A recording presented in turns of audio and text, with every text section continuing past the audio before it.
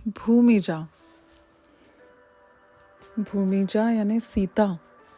सीता का आज जन्मदिवस। उनकी जन्मदिवस की सबको बधाई।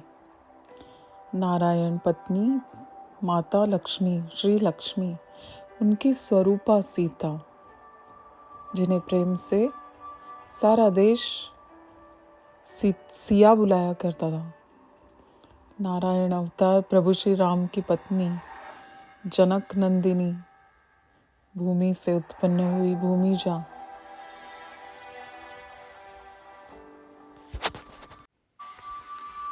मिथिला में जब किसान बीज लगा रहे थे, उन्हें बालक के, एक नवजात शिशु के रोने की आवाज आई।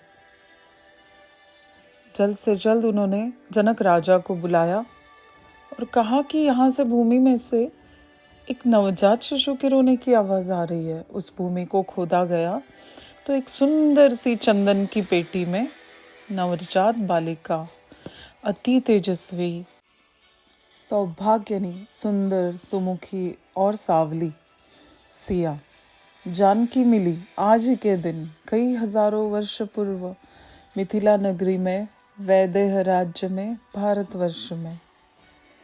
सिया के मात्र प्रकट होने से ही मिथिला के उद्धार का प्रारंभ हुआ। कई सालों से वर्षा न होने के कारण सब दुखी थे और वहां सर्वप्रथम वर्षा शुरू हुई। फिर धीरे धीरे भूमि से अलग अलग विविध प्रकार के रत्न प्राप्त होने लगे। सारी मिथिला नगरी तृप्त हो गई। वहां लालची कोई था ही नहीं। जो है वो पर्याप्त है। सिया के पिता जनक स्वयं एक ऋषि जीवन जीते थे। उन्हें राज ऋषि कहा जाता था। ज्ञान से संपूर्ण मिथिला की राज्य की संगोपन करते। ज्ञान की नगरी मिथिला की राजकुमारी सीता सुंदर, सहज और प्रेम पूर्ण जीवन करते करते विवाह योग्य हुई। बचपन में परशुराम जी आए हुए थे राज्य में। खेल खेल में सीता माता ने वो महान महादेव का जो धनुष था, शिव धनुष, जिससे त्रिपुर का संहार किया गया था, वो जनक जी के मंदिर में रखा हुआ था। उसे खेल खेल में सीता जी ने उठा लिया। तभी परशुराम जी ने कहा, जो पुरुष इस धनुष को उठा पाएगा वो ही सीता के योग्य वर होगा। जब सीता माता बड़ी हुई, सीता जी ने पिता जनक के आदेश पे स्वयंवर के लिए माता गिरिजा की पूजा करने के लिए मंदिर गई। तब उन्हें प्रभु श्री राम फूलों की बाग में दिखे। नील श्याम स्वरूप और कमल नयन, तेजस्वी नारायण स्वरूप।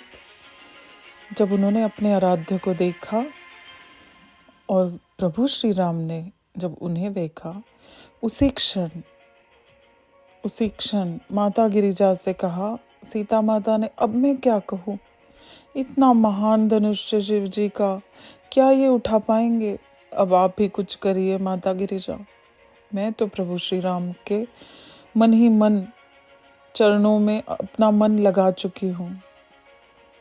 और उधर प्रभु श्री राम संपूर्ण जगत की सुंदर सुमुखी सावली सी सिया को देख के लक्ष्मण से कहते हैं, ये क्या हो गया? जनक नंदिनी का स्वयंवर है और मैं एक क्षण में सीता की छवि ने मुझे मोह लिया। ये मेरा स्वभाव तो नहीं।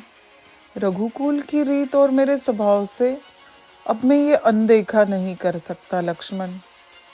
जब लक्ष्मण ने कहा, भैया अगर हम स्वयंवर के लिए नहीं आए तो क्या हुआ? शिव धनुष तो आप ही उठाएंगे। प्रभु श्री राम को देख के सीता सोचने लगी, अब क्या होगा? ये सुकुमार कैसे उठा पाएंगे वो शिव धनुष, जो यज्ञशाला तक लाने के लिए 100 सैनिक लगे। पर माता गिरिजा और भगवान शिव के आशीर्वाद से सिया को राम वर में मिले। राम जी ने शिव धनुष उठाया और उसे तोड़ दिया।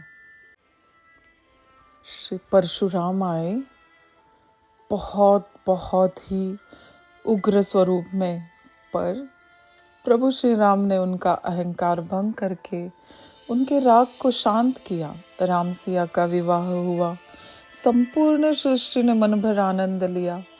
अयोध्या आए राम अपनी सिया के संग। जब राम का राज्याभिषेक होना था, उन्हें वनवास का आदेश मिला और कहा, कंदमूल खाकर वनवास करना अब तुम 14 साल। सीता ने अपने 7 फेरों के वचन, अपने धर्म को याद करके प्रभु श्री राम के संग राज सुख, राज वस्त्र और अयोध्या जैसे महान राज्य की कुलवधु वनवास पे चले चलने का अपना निर्णय प्रभु श्री राम को बताया। वनवास में विविध अनुभव, संपूर्ण भारत में वनों को अपना घर बना के अनेक राक्षसों के वध देखते हुए माता सीता और प्रभु श्री राम अपना जीवन व्यतीत कर रहे थे भाई लक्ष्मण के साथ। रावण की बहन शूर्पणखा का सामना हुआ। शूर्पणखा का नाक जब लक्ष्मण ने काटा, ये कहकर कि मेरी भाभी सीता का अपमान, ये उसका तुम्हें दंड है शूर्पणखा। शूर्पणखा का नाक कटा हुआ देख के वहां रावण का आगमन हुआ। रावण ने मुनि के भेष में परम सती सीता को छल से अपहरण करके लंका ले गया। राम जी ने हनुमान, सुग्रीव, जांबवंत, अंगद, इनकी सबकी सहायता से सीता का पता लगाया और युद्ध करके सीता को अयोध्या ले आए और वहां से शुरू हुआ राम राज्य। आज वो सीता जिनके त्यागों से पूरी रामायण बनी है, सीता जो राज ऋषि जनक पुत्री जानकी कहलाती है, सीता जो मिथिला की राजकुमारी मैथिली कहलाती है, सीता भूमि में से प्राप्त हुई भूमिजा कहलाती है, सीता जो सबकी प्रिय सिया कहलाती है, सीता ये वैदेह देश की राजा की पुत्री वैदेही कहलाती है। आज परम पवित्र पतिव्रता सुमुखी श्री सीता माता के जन्म दिवस की सभी को बहुत बहुत बधाई। सीताराम सीताराम, जय श्री राम। जय श्री राम।